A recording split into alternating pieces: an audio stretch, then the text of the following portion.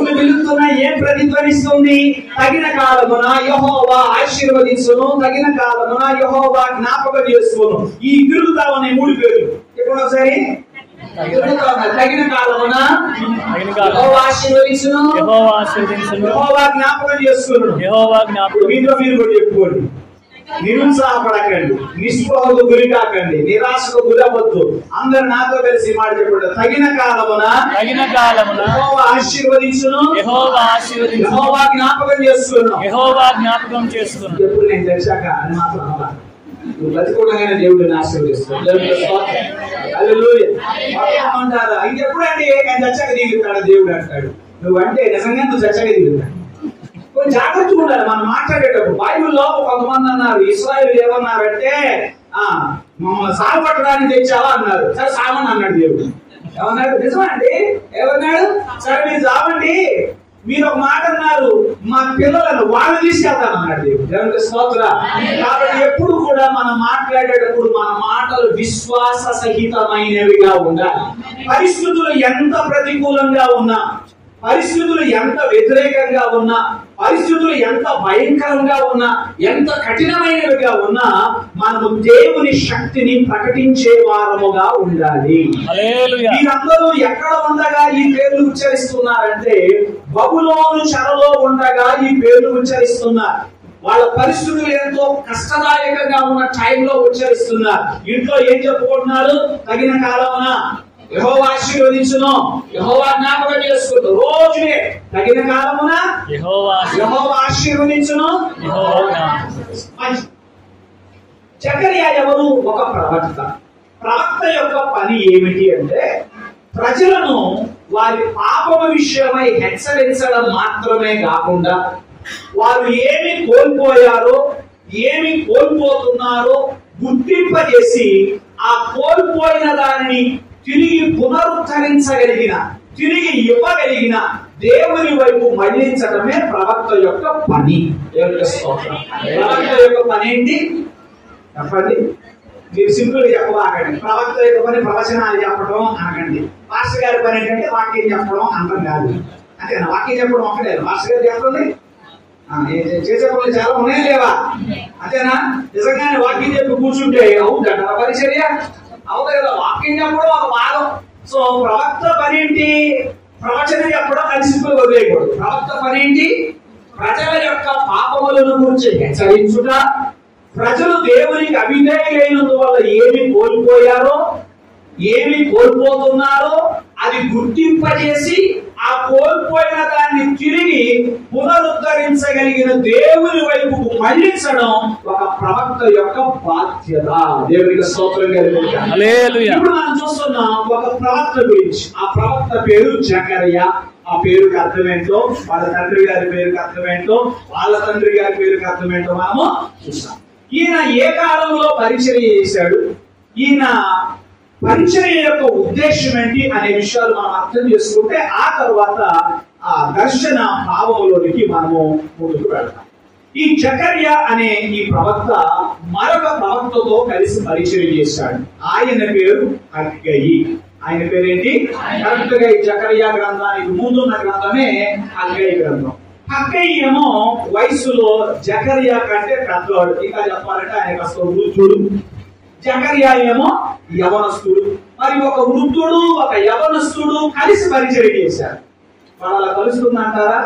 వాళ్ళకి మాకు మ్యాచ్ అవుతుంది. జనరేషన్ గ్యాప్ అంటున్నారు. ఏమన్నా చెప్పండి. వాళ్ళ సేవకుల్లో కూడా వచ్చింది ఈ సమస్య.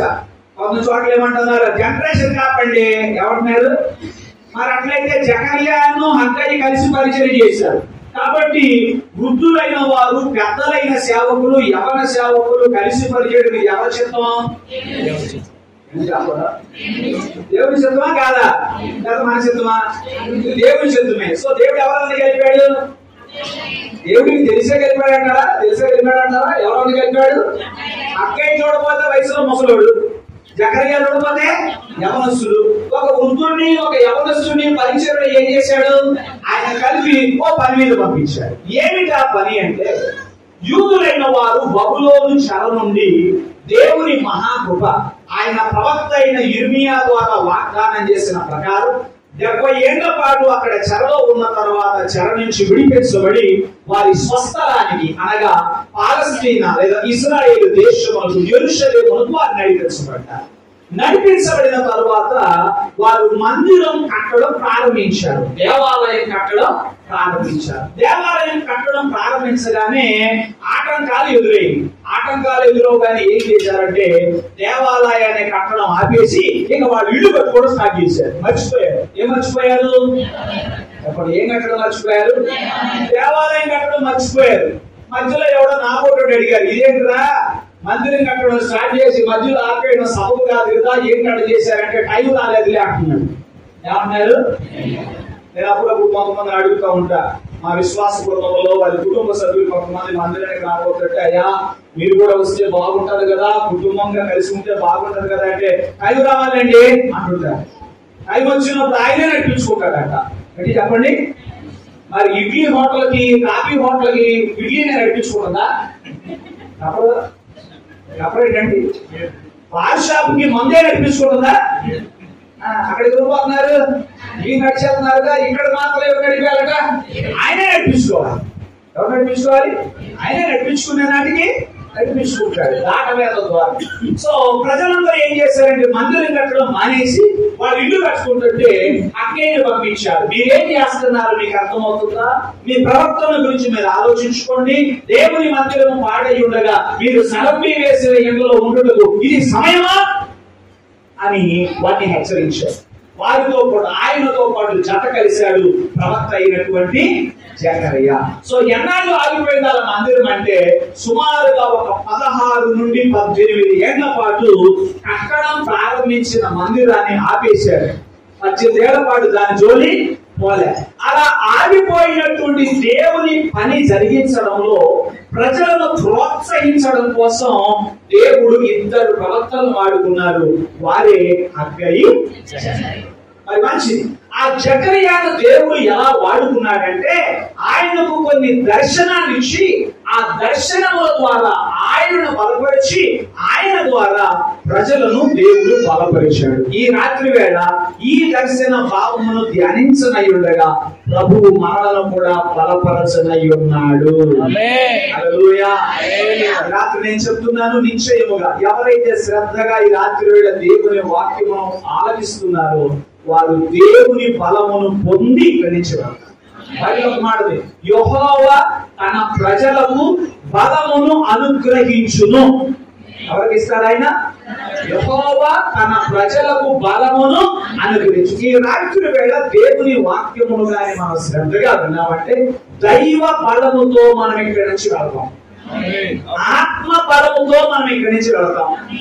ఆత్మ బలముతో అంధకార బలాన్ని ఎదిరించాలి. అంధకార బలాన్ని దేవుడు ఎదిరించాలి, అంతేగాని ధన బలంతో కాదు. ధన బలంతో ఎదిరిస్తే అంధకార బలము తొలగి పోదు. ఖండ బలంతో ఎదిరిస్తే పోదు. బంధు బలంతో ఎదిరిస్తే పోదు.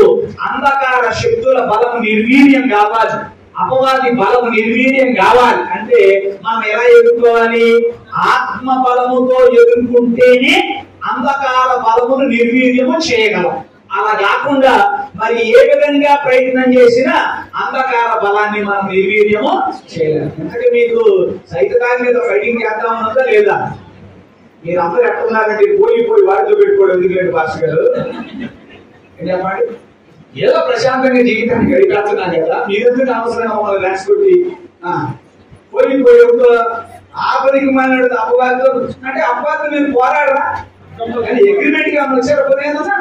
మేము నీ జోలు రాము, నువ్వు మా జోలు రాకంటాడు. ఏమన్నారు? ఒక సంగతి చెప్పినా మీరు వాడి జోలు పోయినా వస్తాడు, పోయినా వస్తాడు. కాబట్టి బెటర్ ఏంటంటే ఎప్పుడు మీరు చక్కగా ప్రిపేర్ అయ్యి ఏం చేయడం మంచిది? దేవునికి లోబడి ఉండండి, అపవాదిని ఎదిరించండి, అప్పుడు వాడు మీరు ఎత్తానండి. కాబట్టి ఈ రాత్రి వేళ మీకు ఆత్మబలం అవసరం అంటారు, అవసరం లేదంటారు. అది అవసరం అనుకున్నాడు ఎవరికి స్తోత్రం. సో జకరియాను దేవుడు దర్శించాడు. ఆయనకు ఒక దర్శనం కనపడింది. ఆ దర్శనంలో ఆయన ఏం చూశాడు? అప్పుడు నేను తేరి చూడగా 4 కొమ్ములు కనబడ్డాయి. కొంతమంది ఉంటారు మరి విచిత్రంగా దర్శనాలని స్వప్నాలని వారికి ఇష్టమైనట్టుగా అర్థం చేసుకుంటూ ఉంటారు. తెలుసా మీకు? చెప్పండి. సపోజ్ అనుకున్నా రాత్రి పూట స్వప్నంలో కోడి పుంజు కనపడింది అనుకోండి, తెల్లారిపాటికి దేవుడు నాటుకోడి మాసం తినమాడిన అర్థమా? అంటే దాని అర్థమైందా? కొంతమంది వారు వింత వింతగా అర్థం చేసుకుంటా ఉంటారు. వాళ్ళకి కలిగిన స్వప్నాన్ని దర్శనాన్ని ఇష్టం వచ్చినట్టు అర్థం చేసుకుంటారు. నెవర్ ఎవర్, ఎన్నడూ కూడా మనకు కలిగే స్వప్నములనైనా దర్శనములనైనా మనకిష్టం వచ్చినట్టు అర్థము చేసుకోకూడదు. దేవుని వాక్యపు వెలుగులో వాటిని పరిశీలించాలి. ఒకవేళ మన చేత కాదనుకోండి, ఎందుకంటే దైవజనులు ఉన్నారు, వారి దగ్గరికి వచ్చాయా, పలానా స్వప్నము నాకు కనబడింది, పలానా దర్శనము నాకు కనబడింది, మరి ఈ దర్శన భావం ఏమిటి అని వారు అడిగితే ఒక మారు వారు వెంటనే చెప్పచ్చు. కొన్ని మార్లు ఆ దర్శన భావాన్ని వారు సహితం, నాబోటి వారు సహితం వివేచించి కనిపెట్టి మరలా దేవుణ్ణి అడిగే చెప్పాల్సి ఉంటుంది తప్ప అన్నిసార్లు మీరు అడగగానే నోట్లోనే మాకు సమాధానాలు ఉండవు. ఇది మాత్రం పక్క. దేవునికి స్తోత్రం, హల్లెలూయా. రైట్, జకరియా దర్శనాన్ని చూస్తున్నారు. ఆ దర్శనంలో ఆయనకి ఏం కనబడినాయట? 4 కొమ్ములు కనబడినాయి. ఏం కనబడ్డాయి? 4 కొమ్ములు కనబడ్డాయి. ఆయనకేమీ అర్థం కాకపోతే వెంటనే ఏమన్నాడు? ఇవి ఏమిటి అని నేను నాతో మాట్లాడుచున్న దూతను అడుగగా ఆ దూత సమాధానము చెప్పాను. కొమ్ములు కనబడిన తర్వాత మళ్ళా ఏం కనబడింది? ఆయనకి 4 కంసాలు కనబడ్డారు. అప్పుడు మళ్ళా అడిగాడు, వీళ్ళెవరు, వీళ్ళు ఏం చేయబోతున్నారు అని అడిగినప్పుడు ఆ దర్శన వివరాన్ని ఎంతో స్పష్టంగా వివరించినట్లుగా మనము చూస్తాం. ఇప్పుడు మనం చూద్దాం. బైబిల్ మీరు గమనిస్తే కొమ్ము అనే మాట అధికారాన్ని, బలాన్ని సూచిస్తుంది. ఇక్కడ ఎన్ని కొమ్ములు కనపడ్డాయి? 4 కొమ్ములు కనపడ్డాయి. ఈ 4 కొమ్ములు ఎవరిని సూచిస్తున్నాయో బహు స్పష్టంగా అక్కడ దూత చెప్పారు. ఏమనంటే ఇవి యూదా వారిని, ఇశ్రాయేలు వారిని, యెరూషలేము నివాసులను చెదరగొట్టిన కొమ్ములు.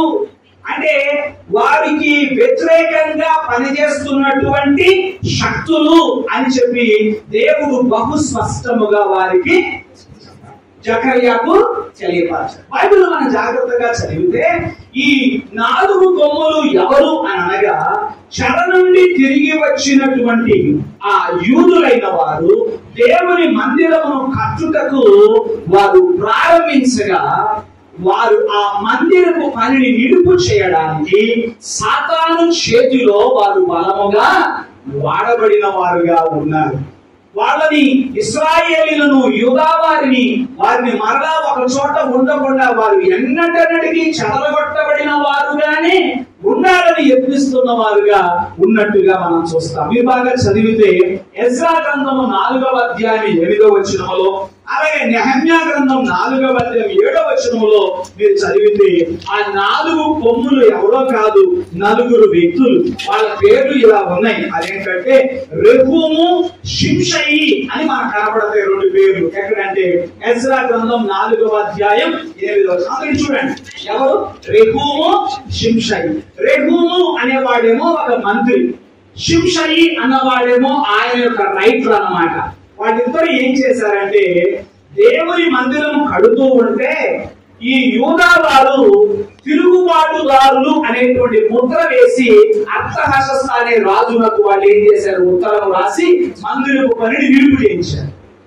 ఆ తర్వాత ఎలాగోలాగా కూడా తీసుకొని దేవుని పనిని జరిగిస్తూ నెహెమ్యా కాలంలో యెరూషలేము పట్టణ ప్రాకారాలు కడతా ఉంటే అప్పుడు మరొక ఇద్దరు తయారయ్యారు. వాళ్ళు ఎవరు అంటే టోబియా, సంబల్లటు అనేవారు నెహెమ్యా గ్రంథం 4వ అధ్యాయం 7వ వచనం చదువుతున్నప్పుడు కనపడతారు. సో మొత్తం మీద ఎంతమంది ఉన్నారు మనకి?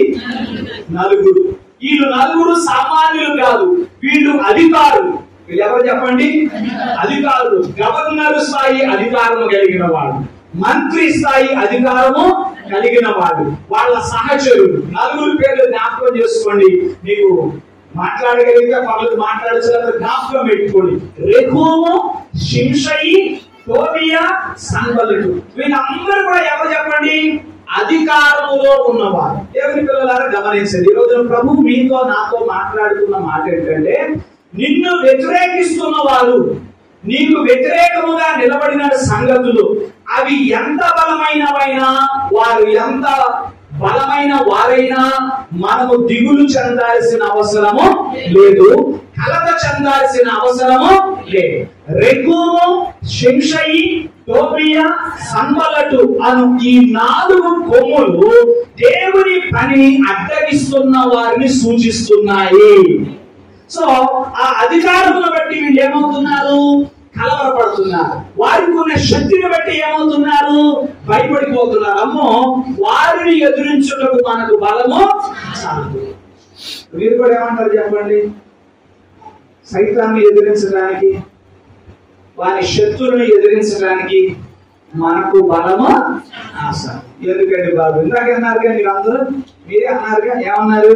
పోయి ఏదో మిగిలిందే అనుభవిద్దాం, జీవితాన్ని ఏంటి వెళ్ళదిద్దామంటారా? నో. దేవుని మన పట్ల దేవుని చిత్తం అలా కాదు. ఏదో సాదా సీదాగా బతికేయడం, లేకపోతే ఈ సచి చెడి అన్నట్టుగా సాగు తప్పి కదులకపోయింది అన్నట్టుగా శపించబడిన అనుభవాలు కలిగి ఉండడం దేవుని చిత్తము కాదు. దేవుడు ఆయన ప్రజలు ఆశీర్వదించబడాలని కోరుకుంటున్నాడు. ప్రార్థన మాత్రం చేస్తాం. ప్రభువా, నన్ను తలగా ఉంచుతానన్నావయ్యా, నన్ను తోకగా ఉంచుతానన్నావు కదయ్యా. నువ్వు తలగా ఉండాలంటే ఏం చేయాలి చెప్పండి? నువ్వు తలగా ఉండాలంటే ఏం చేయాలి? దేవుడు అనుగ్రహించు బలమునంది, చెప్పండి, దేవుడు అనుగ్రహించు బలమునంది నువ్వేం చేయాలి? నిన్ను అణిచివేయ చూస్తున్నటువంటి అపవాదిపై పోరాటము సల్పాలి. చాలా మంది ఏమంటారంటే ప్రార్థన అంటే అడగటం అంటారు. నేను కాదంటా, అది ఎల్కేజీ పాఠం. ఏ పాఠం అది? తప్పలేదండి. ప్రార్థన ఎల్కేజీలో ప్రార్థన ఏంటంటే ప్రార్థన అనగా అడగడం. మరి ప్రార్థనలో పీజీ ఏంటో చెప్పనా? మాట్లాడరా? ప్రార్థనలో ఎల్కేజీ అంటే అడగటం, మరి అదే ప్రార్థన పీజీ అంటే చెప్పనా? పోరాటం. చెప్పండి. అంటే ప్రార్థనలో పోరాడే అనుభవం మీరు కలిగి ఉండడం ఏంటంటే ప్రార్థనలో పీజీ చేసిస్తారు. అంటే మాస్టర్ గారు ప్రార్థనలో ఎల్కేజీ పీజీ కూడా ఉండదా? ఎందుకుండదు? ఉండదా? మనం ఒకటే ఉన్నాం. ఏంటి? ABCD. 3 ఏళ్ళు పోయినా ABCD. మరి నాయన ఇది కాదు, కనీసం A ఫర్ యాపిల్ అని చెప్పాలిగా, B ఫర్ బ్యాట్ అని చెప్పాలిగా. యూకేజీకి వచ్చాక కూడా ABC అంటే ఏమంటా? ఇదేంటరా ఈ స్కూల్ ఏంటి, టీచర్ ఏంటి, కథ ఏంటి, ఎంతకాలం ఉన్న ABCDలు బాగానే చెబుతున్నాడు కానీ తప్పేంటండి అక్షరం ఏం చేయలేకపోతున్నాడు. చిన్నప్పుడు పిల్లలకి ఏం చెప్పేస్తాం?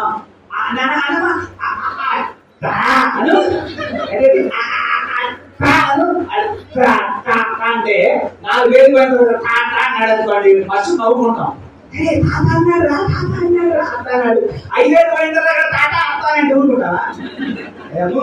ముందు కనీసం అంటూ మెల్లిగా 2 అక్షరాలు, 3 అక్షరాలు, 4 అక్షరాలు ప్రవాహం లాగా రావాలి. దేవునికి స్తోత్రం. సో ప్రార్థన అంటే చాలా మంది అయ్యా అడగమన్నావయ్యా,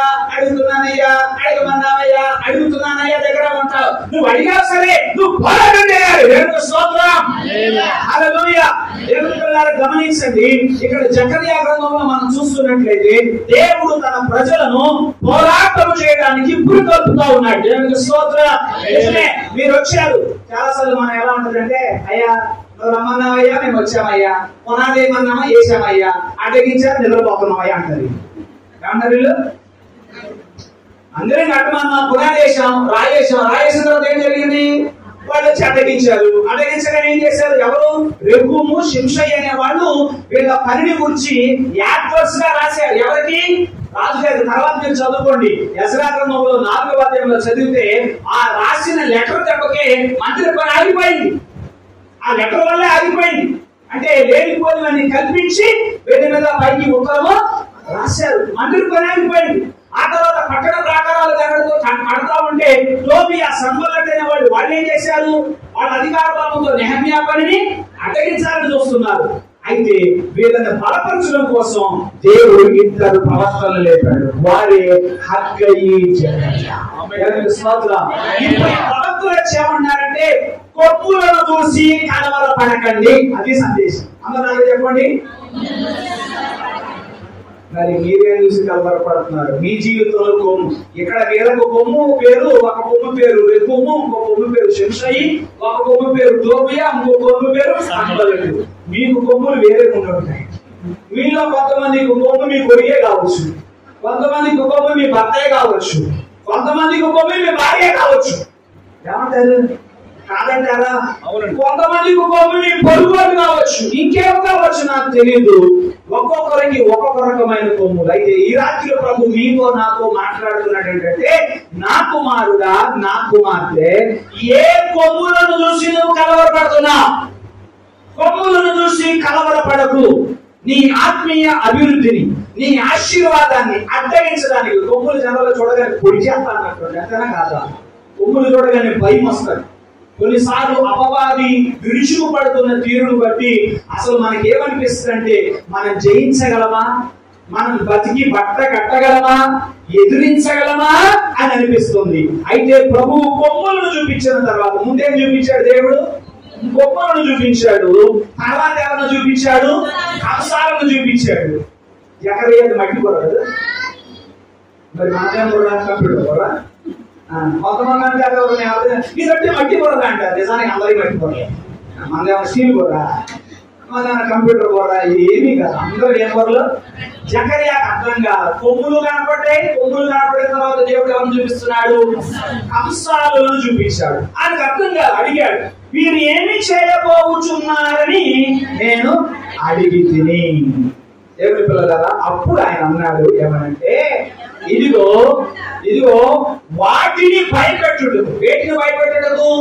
ఆ కొమ్ములను వణికించడానికి. ఆ తర్వాత మీరు చూస్తే అన్యజనుల కొమ్ములను పడగొట్టడానికి వీళ్ళు వచ్చారు. ఇప్పుడు కంసాల పని ఏంటి చెప్పండి? ఈ కంసాల పని ఏంటి? ఆ కొమ్ములను చెప్పాలి, ఆ కొమ్ములను భయపెట్టాలి, ఆ కొమ్ములను ఏం చేయాలి? పడగొట్టాలి. దేవుడు ఎవరిని చూపిస్తున్నాడు? కంసాలు. ఆ నలుగురు కంసాలు ఎవరో నేను మీకు చెప్తాను. వారు ఎవరు అంటే జెరుబ్బాబెలు, వారు ఎవరు అంటే ప్రధాన యాజకుడు అయిన యెహోషువ, వారు ఎవరు అంటే యెజ్రా, నెహెమ్యా. ఆ నలుగురు కంసాలు. దేవునికి స్తోత్రం. వాస్తవంగా శక్తి అధికారంతో పోలిస్తే టోబియాకు ఉన్న అధికారం, సన్బల్లతుకు ఉన్నటువంటి అధికారం, మంత్రి అయిన రెహూముకు ఉన్న అధికారం, ఆయన రైట్ అయిన షిమ్షయి ముందు పోలిస్తే జెరుబ్బాబెలు ఏ పార్టీ వాడు? ప్రధాన యాజకుడైన యెహోషువ ఏ పార్టీ వాడు? యెజ్రా ఏ పార్టీ వాడు? నెహెమ్యా ఏ పార్టీ వాడు? దేవుని పిల్లలారా, కానీ వీరికి ఎవరు తోడుగా ఉన్నారు తెలుసా? ఏమంటే కంసాలి పవర్ అంతా దేనిలో ఉంటుందో చెప్పనా? ఆయన దగ్గర ఉన్న కొలిమిలో ఉన్న అగ్నిలో ఉంటుంది పవర్ అంతా. దేవునికి స్తోత్రం. ఇప్పుడు నేను చెప్తాను, మీకు లింక్ బాగా కలుగుతుంది. మలాకి గ్రంథం 3:2లో ఇలా ఉంది, మనం ఆరాధిస్తున్న దేవుడు కంసాలి అగ్ని వంటి వాడు. దేవునికి స్తోత్రం. కంసాలి దగ్గర అగ్ని ఉన్నంత కాలం ఎలాంటి కొమ్ములను ఉంచట్లేదు. దేవునికి స్తోత్రం. హల్లెలూయా. నీవు అగ్ని కలిగిన కంసాలివైతే దేవునికి స్తోత్రం కలుగును గాక. ఏ కొమ్ములను బట్టి కలవరపడాల్సినటువంటి అవసరము లేదు. ఆ అగ్నిలోనికి తీసుకొస్తే, ఆ పరిశుద్ధాత్మ అగ్ని అభిషేకం మనం పొందుతున్నప్పుడు ఎటువంటి కొమ్ములనైనా మనం భయపడతాం. దేవునికి స్తోత్రం. హల్లెలూయా. ఎట్లాంటి కొమ్ములనైనా వంచేయగలం. దేవునికి స్తోత్రం కలుగును గాక. అయితే కంసాలి దగ్గర అగ్ని లేకపోతే చేసేది ఏమీ లేదు. ఇక్కడ బైబిల్లో ఆ కంసాలి అని మనకు రాయబడింది. హెబ్రీ భాషలో రాయబడిన పదానికి భావం ఏమనుందంటే, కరాష్ అన్న మాటకు అర్థం ఫ్యాబ్రికేటర్ ఆఫ్ ఎనీ మెటీరియల్, అంటే ఎలాంటి వస్తువునైనా ఎట్లాగైనా మలసగలిగిన వారు అని అర్థం. హల్లెలూయా. సో కంసాలి అనే మాటను మనం అర్థం చేసుకోవాలి. ఎలాంటి వస్తువునైనా కోరుకున్న రీతిగా, అంటే కావాలంటే కలిగించగలరు. ఏమంటే కంసాలు ఏం చేయగలరు చెప్పండి? కలిగించనుగలరు, వంచనుగలరు, మలచునగలరు. ఎలా కోరుకుంటే అలాగా చేయగలరు. సో ఇప్పుడు దేవుడు ఎవరిని చూపించాడు? కొమ్ములను చూపించిన తర్వాత కంసాలను చూపించాడు. ఇక్కడ మనం నేర్చుకోవలసిన పాఠం ఏంటంటే, ఈ రోజున మనందరికీ మన సమస్యను చూసి కలవరపడే కన్నులు కాదు మనకు కావాల్సింది. మనకేం కావాలంటే, మనందరికీ కూడా మన సమస్యకు పరిష్కారాన్ని చూపే ప్రభువును మహిమపరిచే కన్నులుగా. కొమ్మలను చూసి కలవరపడి కంగారు పడితే ప్రయోజనం లేదు. కానీ దేవుడు ఎవరిని అనుగ్రహించాడు వాళ్ళకి చెప్పండి? ఆ కొమ్ములేమో కలవరపరుస్తున్నాయి. కలవరపరుస్తున్న గనపరుస్తున్నటువంటి కొమ్ములను వంచడానికి దేవుడు ఎవరిని పంపించాడు? కంసాలను పంపించాడు. ఆ కంసాలకు ఇక్కడ ఎవరైనా వృత్తిరీత్యా కంసాలు ఉంటే నేను మీ వృత్తిని కించపరచట్లేదు, మిమ్మల్ని కనపరుస్తున్నాను. దేవునికి స్తోత్రం. బైబిల్లో ప్రతి వృత్తి కూడా ఉన్నతంగానే చెప్పబడింది. ఆ మాటకు వస్తే ఏ పని చేసేవాళ్ళని కానీ దేవుడు దృష్టిలో ఉండట్లేదు. ఏదైనా దేవునికి అసహ్యమైన సోమరుడు తప్ప దేవుడు ఎవరిని అసహ్యించుకోడు. మీరు ఏ పని చేస్తున్నా దేవుడు గనప. ఎందుకంటే బైబిల్లో ప్రతి దాంట్లో దేవుడు పోల్చుకున్నాడు. కంసాలి వాణి వంటి అగ్ని వంటి వాడన్నా, చాకలి వాణి సబ్బు వంటి వాడినన్నా దేవుడికి స్తోత్రం. ప్రతి వృత్తి కూడా దేవుడి దృష్టిలో విలువైనదే. మనుషులు ఫలానా పని అంటే ఫలానా అనుకుంటారు, కానీ ఆయన దృష్టిలో ప్రతి విలువైన. దేవునికి స్తోత్రం కలుగునుగా. సో ఇక్కడ ఎవరైనా వృత్తి రీత్యా కంసాలు ఉన్నట్లయితే ప్రభుని స్తుతించండి. ఆమేన్. ఆయన ఎవరు చూపించాడు? నలుగురు కంసాలను చూపించాడు. ఆ కంసాలు ఎవరు? ఎజ్రా, నెహమ్యా, జెరుబ్బాబెలు. దేవుని పిల్లలారా, వీరు చూపులకు బలహీనులే, కానీ వారు కంసాలి అగ్ని వంటి దేవుని ఆరాధిస్తున్న వాళ్ళుగా ఉన్నందువల్ల వీళ్ళ ముందు ఆ రెహూము యొక్క ప్రయత్నాలు, షింషై యొక్క ప్రయత్నాలు, టోబియా యొక్క ప్రయత్నాలు, సంబల్లుడు యొక్క ప్రయత్నాలు అన్ని కూడా నిర్వీర్యమైపోయినాయి. సో ఎంతలాగా ఇనప ముక్కనైనా చెప్పండి, కంసాలి వాడు అగ్నిలో వేస్తే దాని సంగతి ఏమవ్వాలా? ఎక్కడకు వంచితే అక్కడ వంగాల, రౌండ్ గా తిప్పితే రౌండ్ గా Vangala, half circle half circle, cut చేసాక ఏం కావాలంటే అది అవ్వాల్సిందే. సో అలా చేయుటకు దేవుడు మనల్ని అభిషేకిస్తానని మాటిస్తున్నాడు. దేవునికి స్తోత్రం కలుగునుగా. సో జకరియా ద్వారా చెప్పాడు, ఇదిగో నలుగురు కంసాలను నేను చూపిస్తున్నాను, వాళ్ళు ఏం చేయబోతున్నారంటే వాటిని భయపెట్టుటకు. దేవునికి స్తోత్రం. సో మీరు చెప్పండి, కొమ్ములు ఎప్పుడు భయపడతాయి? కొమ్ములు ఎప్పుడు భయపడతాయి? కంసాలి వాని దగ్గర అగ్ని ఉన్నప్పుడు భయపడతాయి. సో మనము సమస్యలను చూసి భయపడటం కాదు, సమస్యలు మన దగ్గరకు రావాలంటే ఇంతకు మనం ఇంత ఏ కేటగిరీలో ఉన్నావు చూసుకోమని కాదు. ప్రభు మాట్లాడుతూ నువ్వు ఏ కేటగిరీలో ఉన్నావు, నిన్ను ఎక్కడి నుంచి ఎక్కడికి తీసుకెళ్లాలని దేవుడు కోరుకుంటున్నాడు అంటే సమస్యలను చూసి భయపడే స్థితి నుంచి ఎక్కడికి తీసుకెళ్ళాలని కోరుకుంటున్నాడు? సమస్యలకే మీరంటే భయపడతారు. హల్లెలూయా. ఏంటి సపోజ్ అనుకుందాం, అపవాది తన దూతను పిలిచి ఇదిగో కొంచెం వాళ్ళ నాన్న తెలిసినట్టు అయ్యా పోయిపోయి ఆమెను తెలుసుకొని అంటే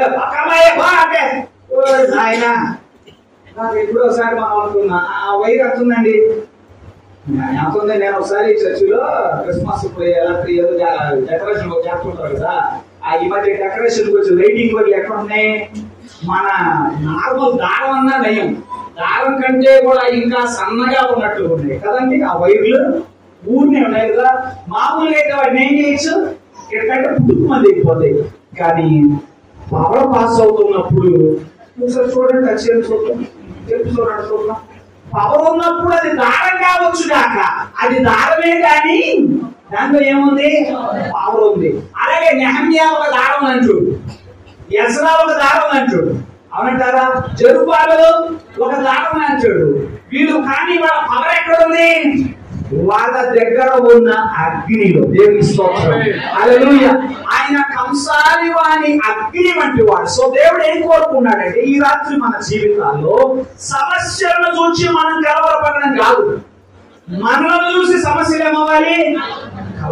అందుకని ప్రభు ఇక్కడ అన్నాడు, చాలా స్పష్టంగా చెప్పాడు, అయితే వాటిని భయపెట్టుటకు. ఏమంటున్నాడు? వాటిని భయపెట్టుటకు, యూదా దేశస్తులందరినీ చెదరగొట్టుటకై వారి మీద బలాత్కారము జరిగించిన అన్యజనుల కొమ్ములను పడగొట్టుటకు. దేవుని స్తోత్రం. దేవుడు ఈ రాత్రి వేళ మనకిస్తున్న వాగ్దానం ఏంటంటే, నా ప్రజలారా నేను మిమ్మల్ని ఎలా మలుస్తానంటున్నాడు ఆయన? సమస్యలను, కొమ్ము లాంటి సమస్యలనైనా, అలాంటి బహు బలమైన కొమ్ము వంటి సమస్యలనైనా మీరు భయపెట్టగలిగేటట్టుగా, దేవునికి స్తోత్రం, మీరు పడగొట్టగలిగేటట్టుగా నేను కార్యము చేస్తాను. దేవుడు మాట ఇచ్చాడు, నేను నియమించాను, 4 కంసాలను పిలిపించాలి అన్నాడు దేవుడు. మేమందరం ఏంటి చూసి కలవరపడుతున్నాం? కొమ్ములను చూసి. ఏంటి చూసి కలవరపడుతున్నాం? కొమ్ములను చూసి మేము కలవరపడుతున్నాం. అయితే ప్రభు ఏమంటున్నాడు, మీరేం భయపడబాకండి, ఆ కొమ్ములు మార్చడానికి 4 కంసులను నేను పిలిచాను. ఎవరాళ్ళు చెప్పుకున్నాం కదా, యెజ్రా, నెహెమ్యా, జెరుబ్బాబెలు, ప్రధాన యాజకుడైన యేషువ. నిశ్చయముగా వీరు ప్రార్థనా బలము చేత, దేవుడు వారికి అనుగ్రహించిన బలము చేత ఆ కొమ్ముల్ని వంచారు. దేవునికి స్తోత్రం. వారి బలమును నిర్వీర్యం చేశారు. దేవునికి స్తోత్రం. దేవాలయ నిర్మాణము జరిగింది, పట్టణ ప్రాకారాలు కూడా చెప్పండి కట్టబడ్డాయి, ఎవరును ఆపలేకపోయారు. దేవునికి స్తోత్రం. ఈ రాత్రి దేవుని బిడ్డలారా, ఆయన మనలను ఎలా ఆశీర్వదించాలని గొప్ప చేయాలని కోరుకున్నాడంటే నిన్ను చూచి సమస్యలకు భయం పుట్టేలాగా. హల్లెలూయా, హల్లెలూయా. ఎంతటి సమస్యనైనా పడగొట్టగలిగేటువంటి శక్తి గల వాళ్ళగా మనల్ని చేయాలని ఆయన కోరుకుంటున్నాడు. దేవునికి స్తోత్రం. అయితే ఇది ఒక జకర్యా గ్రంథంలో మాత్రమే కాదు, బైబిల్ గ్రంథం అంతటిలో కూడా మనకు కనబడుతుంది. త్వరగా ఒక 3-4 విషయాలు మీరు ఎదిగినవే మీకు అలా జ్ఞాపకం చేసి నేను ముగిస్తాను. మనం ఒకసారి గమనిస్తే ఆది కాండములో యాకోబు ఒక బలహీనుడిగా ఉన్నాడు. ఎవరి ముందు చూస్తే లాబాను ముందు చూస్తే, ఎవరి ముందు చూస్తే ఏశావు ముందు చూస్తే. అవునంటారా? లాబాను అంటాడు, నీకు హాని చేయుటకు నాకు చేతనవును అన్నాడు. అన్నాడా లేదా? అన్నాడా? నిన్ను లేపేస్తున్నా, మరి ఎందుకు లేపలేదయ్యా అంటే అంటాడు, నీవు సేవించుచున్న దేవుడు పోయిన రాత్రి నాతో మాట్లాడాడు. అంటే దేవుడు విశ్వాసంతోనే కాదు, ఎవరితో మాట్లాడతాడు? మాట్లాడతాడా? ఒకసారి వాక్యం చూస్తారా? సరే మీకు వర్మానం ఉన్నట్టు ఒకసారి ఆదికాండం 31వ అధ్యాయం కాస్త, ఆదికాండం 31వ అధ్యాయం 29వ వచనం చదవండి. నీకు హాని చేయుటకు నా చేతనవును, అయితే పోయిన రాత్రి నీ తండ్రి యొక్క దేవుడు నీవు యాకోబుతో మంచిగాని చెడ్డగాని పలుకకు జాగ్రత్తని ఏమన్నాడు? నువ్వు మంచి మాట్లాడదు, అదే మాట్లాడదు. వచ్చిందాన్ని వెళ్ళిపో. ఒక కొడుకు బయలుదేరింది ఎవరిని వచ్చేయడానికి, యాకోబుని కొడుద్దాం. ఏమండి లాభాన్ని ఎందుకు బయలుదేరాడు చెప్పండి? యథార్థంగా గ్రీటింగ్స్ చెప్తామని బయలుదేరాడా? మాట్లాడలేదు. యాకోబుకి గ్రీటింగ్స్ చెప్తాను బయలుదేరాడా? యాకోబుని కొడుతామనే బయలుదేరు. ఇప్పుడు చెప్పండి, మీకు ఏదైనా వార్త వినబడింది అనుకోండి, అలా వాళ్ళు వస్తున్నారు, విజయవాడ నుంచి రోడ్లు వస్తున్నారు, పర్వడానికి పక్కన ఇప్పుడు మందిరంలో ఏదో సుఖీ స్తోత్రం పడినారు. కానీ ఒకళ్ళ పక్కన ఫోన్ వచ్చింది, విజయవాడ నుంచి బయలుదేరారట. ఎంతమంది? 4 బయలుదేరారంటే నేను వేసాడని వస్తానంటే తర్వాత రేపు ప్రార్థన గొప్ప కానీ ఇంకోసారి ఇప్పుడు వచ్చేది వెళ్ళిపోదా, తూర్పు పోదామా, పడవ పోదామా, దక్షిణమా, ఉత్తరమా కాదు, నేను ఇక్కడే ఉంటాను రమ్మన్నా చెప్తాను. ఏం లేదనుకుంటా, ఏం లేదనుకుంటా, లేదు లేదు లేదు ఉన్నట్టు నాకేం కనపడటంలా. చెప్పండి, ఆ లాభాలను దేవుడు దర్శించి ఏమంటున్నాడు? ఈ కొమ్ము బయలుదేరింది ఎవరికి హాని చేయడానికి? యాకోబు హాని చేయడానికి బయలుదేరితే జాగ్రత్త, మంచి గాని చెడ్డ గాని పలుకకు. ఏమండి ఎందుకు ఇలా జరిగింది? మనం ఆలోచన చేస్తే యాకోబు దేవుని ఆశ్రయించిన వాడిగా ఉన్నాడు. ఏ కొమ్ములు కూడా అతనికి హాని చేయదు. ఇంకో కొమ్మును చూస్తాను ఇక్కడే, ఇంకో కొమ్ము వాళ్ళ అన్నయ్యే.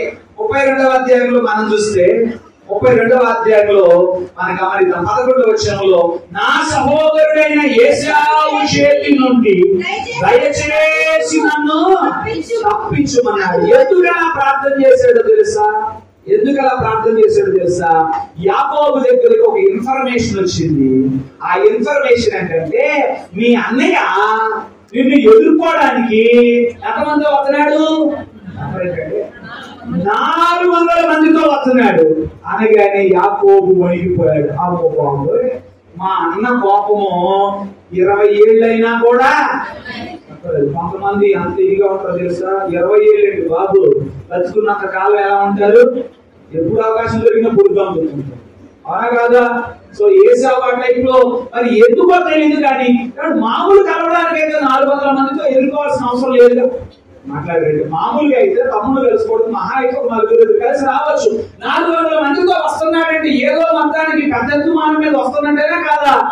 వస్తున్నట్టే కదా. ఏం చేశాడు యాకోబు? ఆ కొమ్ముకు భయపడి ప్రార్థన చేశాడు. దేవునికి స్తోత్రం కలుగును గాక. హల్లెలూయా. అయితే అగ్ని వంటి దేవుడు మన దేవుడు దహించు అగ్ని. ఆయన ఈ కొమ్మును ఎక్కడ చేశాడో మీకు చెప్తాను. తీరా యాకోబు దగ్గరకు వచ్చేసరికి మెడ మీద పడి కౌగులించుకొని ఏడ్చాడని చెప్పి మనం చదువుతాం. ఒకసారి మాటలు మనం చదువుతామండి. ఒకసారి మాటలు చదువుతాం. అతడు వచ్చి యాకోబు మెడ మీద పడి అతన్ని చదువున్నాం. అతనిని కౌగలించుకొని 33వ అధ్యాయం 4వ వచనంలో అప్పుడు ఏశావు అతనిని ఎదుర్కొన్న పరుగెత్తి అతనిని కౌగలించుకొని అతని మెడ మీద పడి ముద్దు పెట్టుకొను. ఎట్ట పెట్టైపోయాడు. అప్పుడేంటండి లాబాను ఏ స్పీడ్తో బయలుదేరాడు? యాకోబుకి ఏ శాతం అన్నట్టు బయలుదేరాడు. తీరా దగ్గరకు వచ్చేమంటున్నాడు, నేను నిన్నేమి అన్నావు, నీ జోలు నేనేమి రాను, పోయిన రాత్రి నీ తండ్రి దేవుడు నాతో. ఇక్కడ ఏశావు ఏమంటున్నాడు? బయలుదేరడానికి మా స్పీడ్ బయలుదేరాడు. ఎంత స్పీడ్ గా? 400 మందితో బయలుదేరాడు. దగ్గరకు వచ్చేపాటికి ఏం చేస్తున్నాడు? మేత మీద పడి కాపులించుకుని ముందు పెట్టుకోడు.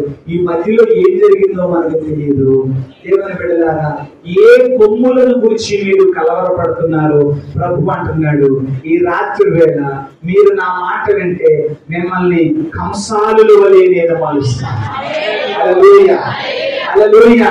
నా అభిషేకము మీకు నేను ఇస్తాను. అగ్ని అభిషేకము నేను మీకు ఇస్తాను. ఆ అగ్ని అభిషేకం మీరు నేను పొందుకున్నప్పుడు ఎట్లాంటి కొమ్ములైనా మనం ఏం చేయగలం?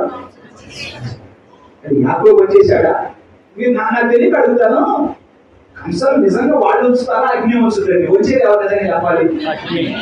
ఏదో సింపుల్ కోరకూడదు దెబ్బలేస్తారు కానీ నిజానికి దాన్ని వంచేది ఎవరు? ఒకవేళ వీళ్ళకే వంచే బలం ఉంటే తమ్ముడిలో చూస్తున్నాం అనాలి. అగ్నిలో పెట్టకుండా ఏం చేయాలి?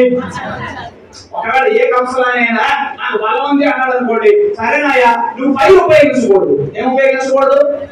చెప్పాలండి. నువ్వు ఫైర్ ఉపయోగించకుండా ఏం చేయాలి? ఈ ఇనపకం మీద ఏం చేయాలి? గొడవలుగా చేయాలి. ఈ ఇనపకం మీద గొడవలుగా చేయాలి. చేయగలరా ఏ కంసాలైనా? దీన్ని బట్టి అర్థమైంది, బలం ఎక్కడుంది? కంసాలైనా లేదు. బలం ఎవరిలో ఉంది? ఆయన దగ్గర ఉన్న అగ్నిలో ఉంది. దేవుడి స్తోత్రం. చెప్పండి, బలం ఎక్కడుంది? మన ప్రార్థనలో ఉందా? మనం ఎవరికి ప్రార్థన చేస్తున్నాం ఆయనలో ఉందా? కొన్నిసార్లు మనం గ్రామం సరి చేసుకున్నాం. ఏం సరి చేసుకోవాలి? ప్రార్థన బలం అనుకున్నాం. బలమైన ప్రార్థన అంటే దేవుడి పిల్లలు గమనించండి, బలవంతుడైన దేవునికి చేసే ప్రార్థన. బలమైన ప్రార్థన అంటే ఏంటి? బలమైన ప్రార్థన అంటే ఏంటండి? బలవంతుడు అంటే నా ప్రార్థన యొక్క బలం నాలో లేదు, నేను ఎవరికి ప్రార్థన చేస్తున్నానో ఆయనలో ఉంది బలం. దేవుడికి స్తోత్రం. గమనించండి, కంసాలి ఆయన ఎలాంటి దాన్నైనా వచ్చేస్తున్నాడంటే ఆ బలం ఎప్పుడైనా చూసారా? కంసాలి వారు గొప్ప పగిమాలా ఉంటారా? ఒక్కొక్కరు మరి అంటే పడిపోయేటట్టు ఉంటారు. కానీ మాదాపు ఇనప మొక్కలను ఒంచొక్కలు పెడాలి. ఏమండి, యాకోబు లాబాను వారితో పోలిస్తే యాకోబు బలం ఏర్పాటిది, ఏశావు వారితో పోలిస్తే యాకోబు బలం ఏర్పాటిది. కానీ ఏం జరిగింది అక్కడ చెప్పండి? లాబాను వంశపడ్డాడు. దేవుని పిల్లలారా, ఏశావు వంశపడ్డాడు. దీనికి కారణం ఏంటి అని మనం చూస్తే, యాకోబు విరిగి నలిగిన మనసుతో దేవుడిని ఆశ్రయించాడు. భయం పడుతుంది. లాబాను చూస్తే భయం, ఏశావును చూస్తే భయం. వారు మీద పడితే చచ్చిపోవడం ఖాయం. కానీ జీవము గల దేవుడు, గ్రహించు అగ్ని అయినటువంటి దేవుడు, అయా ప్రభువా ఈ కొమ్ములు నన్ను పడవడానికి వస్తున్నాయి అయ్యా. అయా ఈ కొమ్ములు నన్ను భూమి మీద ఉనికిలో లేకుండా చేయడానికి వచ్చేస్తున్నాయి ప్రభువా, జ్ఞాపకం చేసుకో అంటూ ఏం చేశాడు? The more he prays. మహా అయితే కంసాలైన ఏం చేస్తాడు చెప్పనా? అందరూ చెప్పండి. ఇప్పుడు ముంగళ తాగే కాదు, మీ చేతులు ఎప్పటికీ వేస్తారు. ఎప్పుడు చూడలేదు కొలుపు దగ్గరికి, ఎప్పుడు బాగా ఈ మొహాలు ఇప్పుడు కొలుపు దగ్గరికి పోయి మొహాలు అన్ని రెడీమేడ్ వ్యవహారాలు వచ్చినాయి. అందరికన్నా చెప్పడం సరే చెప్పండి, బాగా చెప్పండి, చెప్పండి ఏంటి చూడండి ఎంత హీట్ అవసరమైంది. మహా చేసే కంసాలు ఆయన ఏం చేస్తాడు చెప్పనా? మీరు కూడా ప్రార్థన చేసే కొద్ది మంట చెప్పండి చెప్పండి. బలమైన కార్యాలు జరగాలి అంటే ఇప్పుడే కలిసిపోయారప్పుడే కలిసిపోతే ప్రార్థన చేయడం గట్టిగా మీకు గుర్తుండాలి. మర్చిపోకూడదు కంపల్సరీ. ఏం చేయాలి చెప్పండి? The more you pray, the more you pray, the more the fire will generate. నువ్వెంత ప్రార్థన చేస్తావో అంత మంట పుడుతుంది, వేడి పుడుతుంది. ఎంత లావాటిదైనా సరే వంగిపోవాల్సిందే, మురిగిపోవాల్సిందే, కరిగిపోవాల్సిందే. హల్లెలూయా హల్లెలూయా. యాకోబు ప్రార్థన చేస్తే ఏశావు వంచబడ్డాడు, యాకోబు ప్రార్థన చేస్తే బలమైన లాభాను వంచబడ్డాడు. అసలు నువ్వు ప్రార్థన చేస్తే ఎవరన్నా వంచబడుతున్నారా అంటే దాని అర్థం నువ్వు ఏం చేయట్లా చెప్పరా? ఇది రాకలా, ఏ రాకలా ఉండటానికి ఉంది కానీ ఏం చేయలేకపోతున్నారు మీరు. అందుకనే చెప్పాడు ప్రభు, ఎడతెగక ప్రార్థన చేయండి. ఎడతెగక ప్రార్థన చేస్తున్నప్పుడు మంట పుడుతుంది, సమస్యలు వంచబడతాయి, సమస్యల నుంచి కలవరపడతాయి. ఎంతలా ఎనక ముక్కైనా ఆ సంసారాలు అగ్నికి వణికిపోతాయి, అది కరిగిపోతుంది. దేవుని పిల్లలు మనం చూస్తే ఇక వేగంగా ముందుకు వెళ్తాం. మన సమయం ఉన్నదాన్ని బట్టి గమనించండి. ఒకానొక సమయంలో ఫరో ఇశ్రాయేలుని ఏమన్నాడు? నేను పోనీయను, పోనివ్వడానికి యెహోవా ఎవరు అన్నాడు.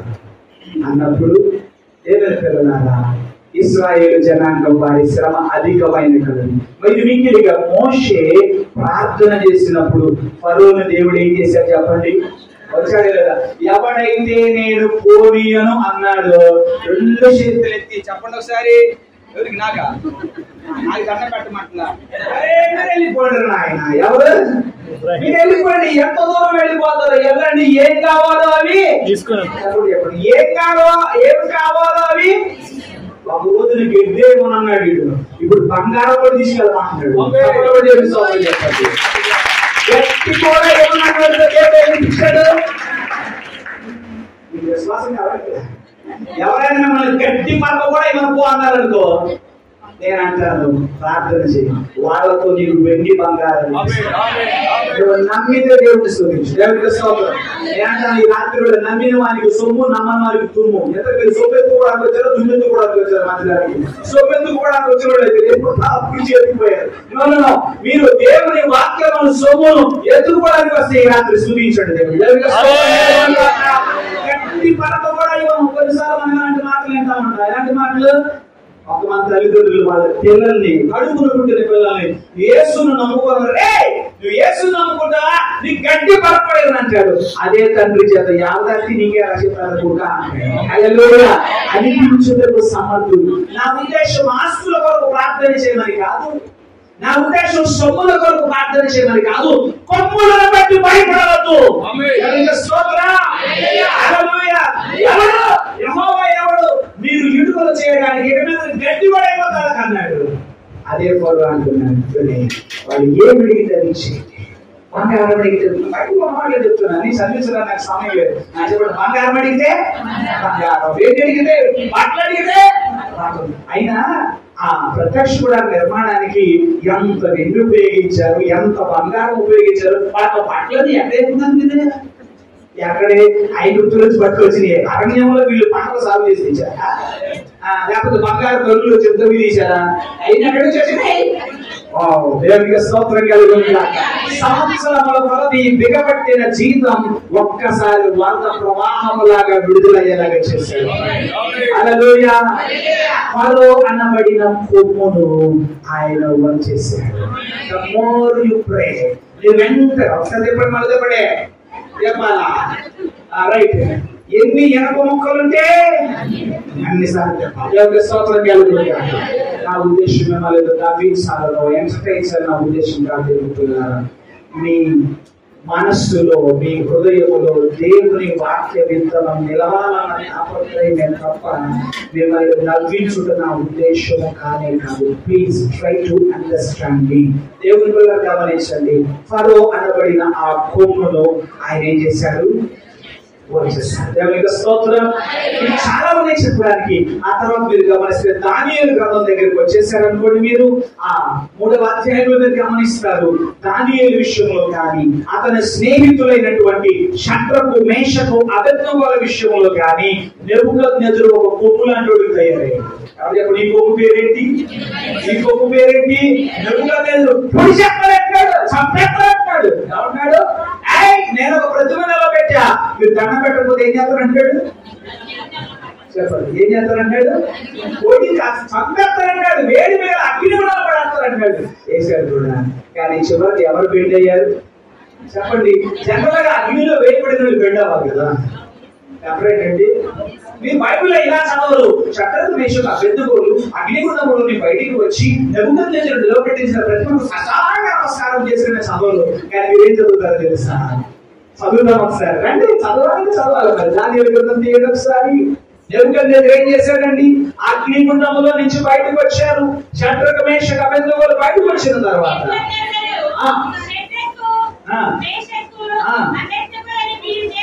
వీరి దేవుడు, పూజార్హుడు ఆయన,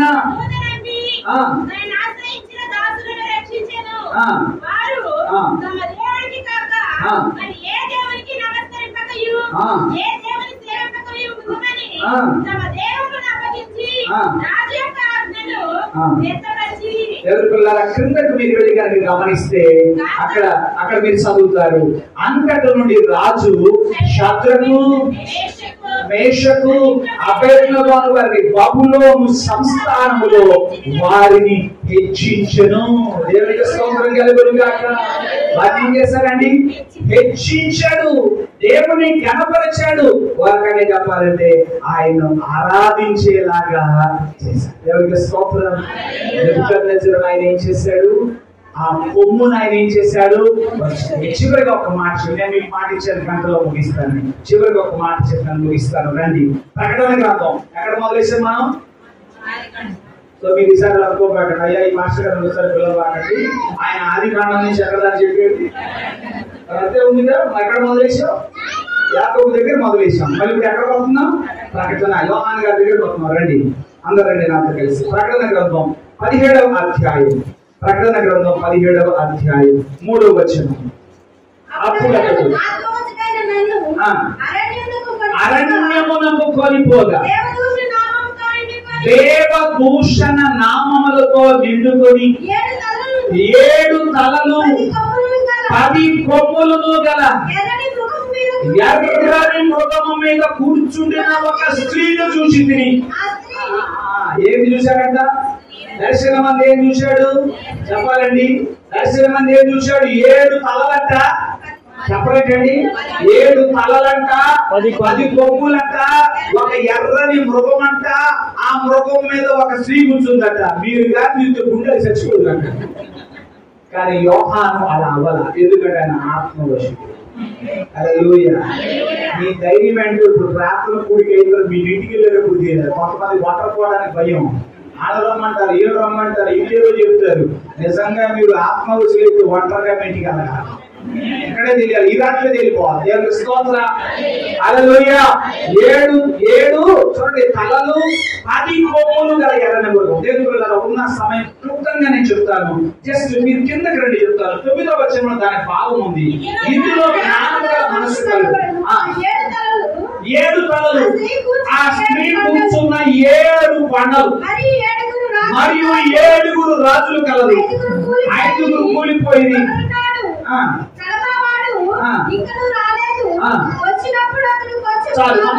చదవండి. మరియు నీవు చూచిన ఆ స్త్రీ భూరాజుల నేరు ఆ మహాపట్టణమే. మీరు చూడండి, చూస్తాను.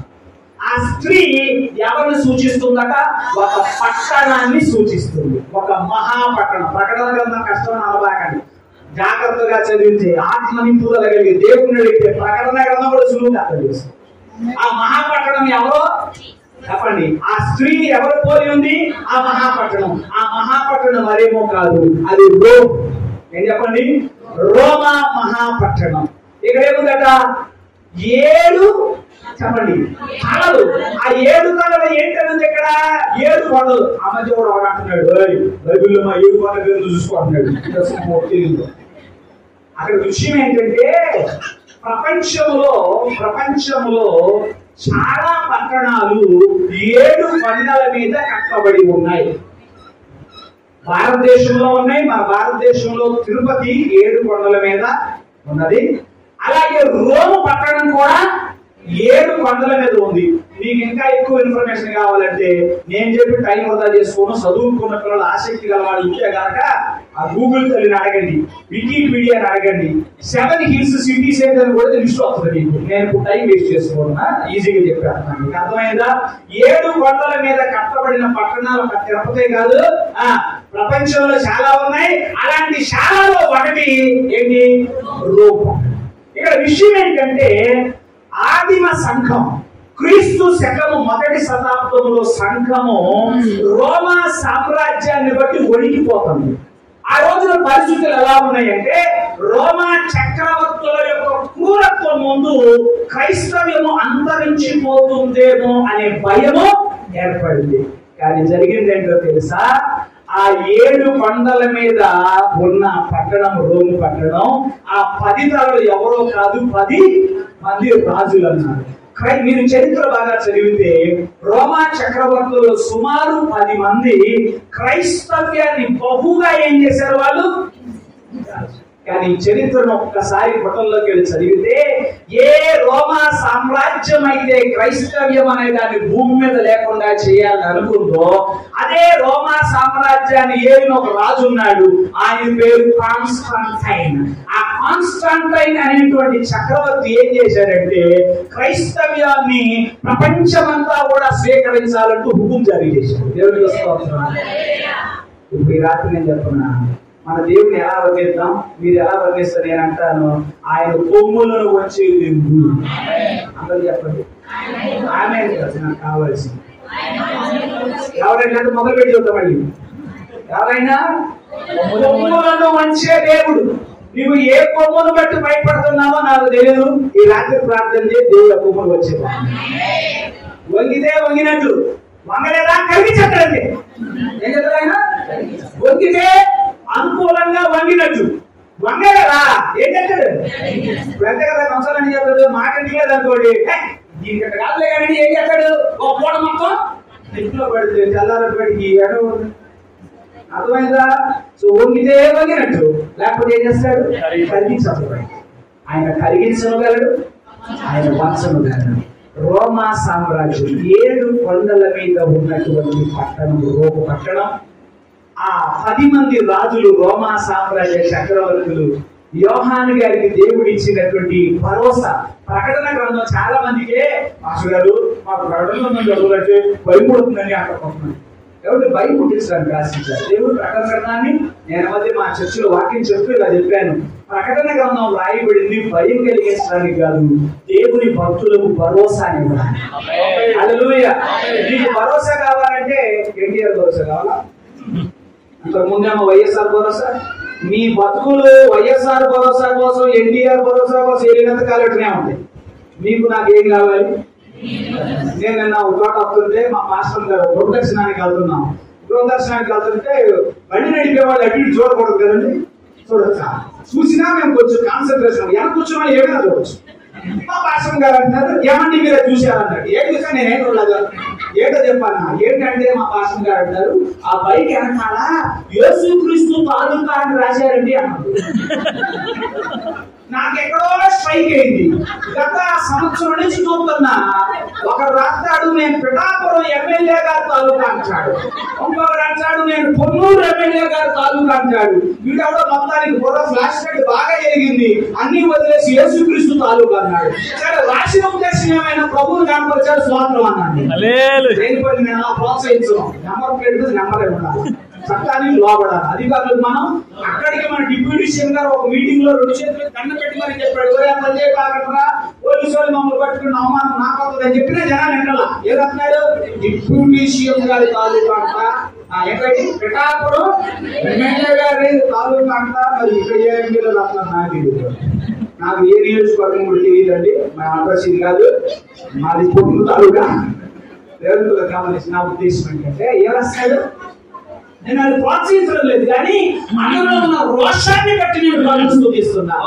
ఎలా చెప్పడానికి ఇష్టపడుతున్నాడు, యేసుక్రీస్తున్నారు దేవుని స్తోత్రం కలుగుగా. సో ప్రకటన గ్రంథం ఎందుకు రాయబడింది? భయం కలిగించడానికి కాదు, భరోసా. ఏ భరోసా? ఏంటి అది భరోసానా? వైఎస్ఆర్ భరోసానా? ఇది రాజుల రాజు, ప్రభుల ప్రభు, రాజుల రాజు, మహారాజు, అత్యున్నత సింహాసనమందు ఆశీర్వైన దేవాది దేవుడు, తరాలు మారిన యుగాలు మారిన మారని దేవుడు, నిన్న దేవుడు నిరంతరం ఏక రీతిగా ఉన్న దేవుడు తన దాసుడైన యోహాను గారి ద్వారా భరోసా ఇస్తున్నాడు. ఇదే రోమా సామ్రాజ్యాన్ని వచ్చేస్తాడన్న దేవుడు. చరిత్ర చదువుకో. అదే రోమా సామ్రాజ్యాన్ని ఏలిన కాన్స్టంటైన్ అన్నాడు, అందరూ క్రీస్తు ప్రభువుని ఆరాధించాలి.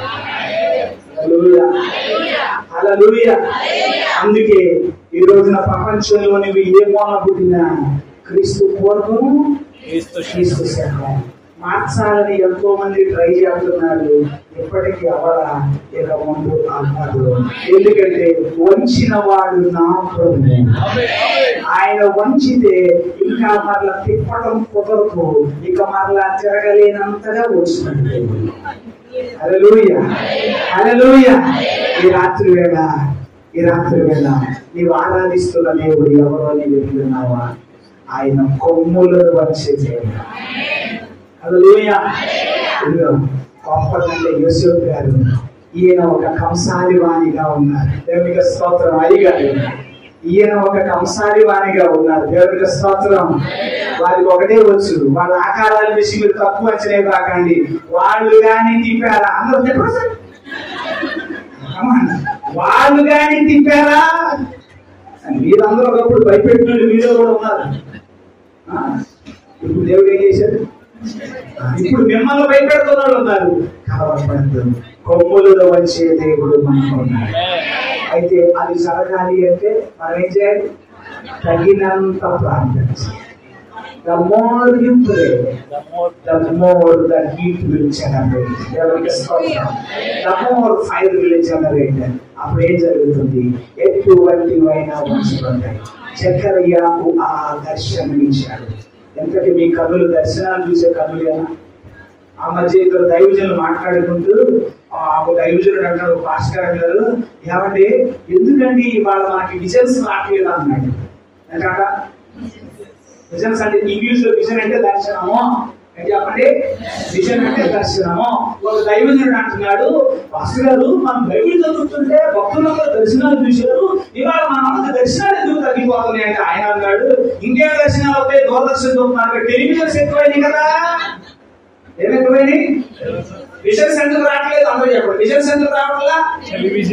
బైబిల్లో ఏముంది? యవ్వనులు, ఏమంటే వృద్ధులు, దర్శనాలు, కలవదోతారు.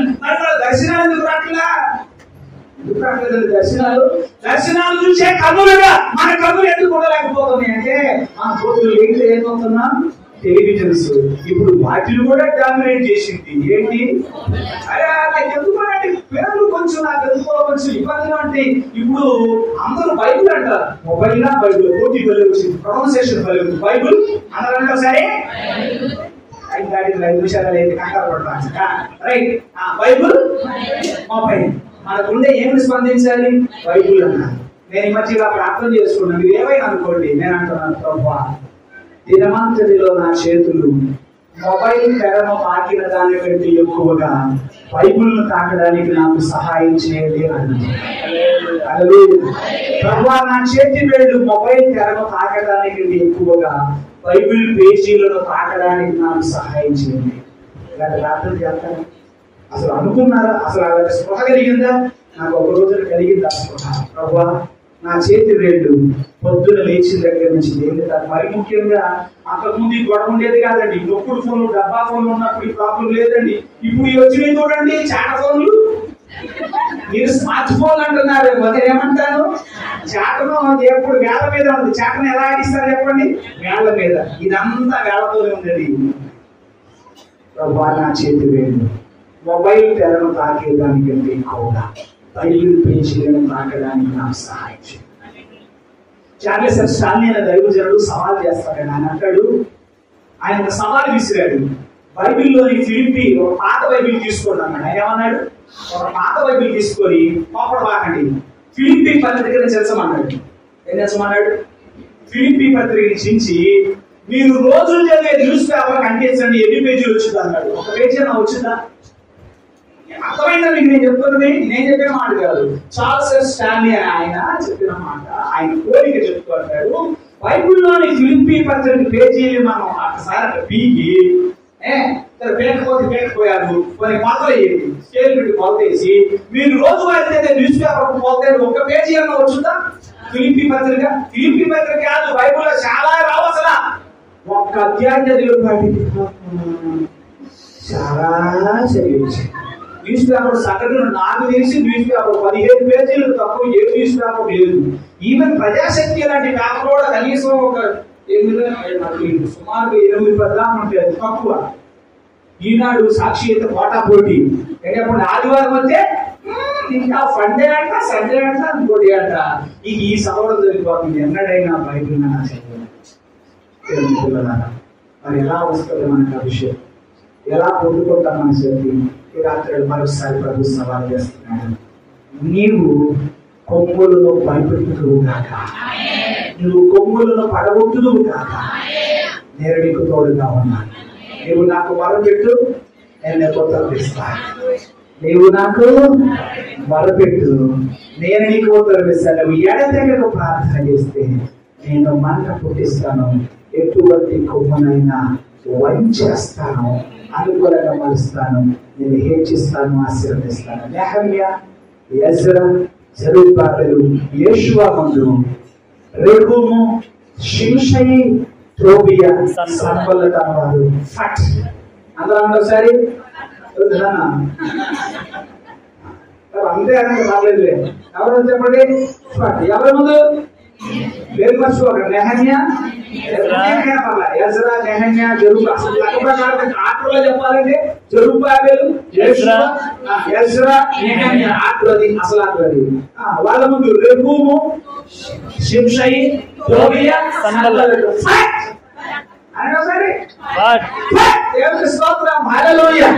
రాత్రిలో ప్రార్థించాలి.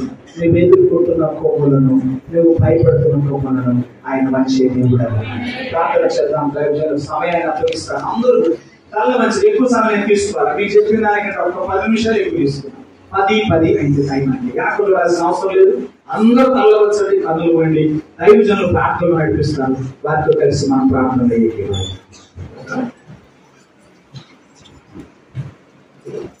అందరూ మోకరించి ప్రభు యొక్క పాదసన్నిధిలో మనందరం కూడా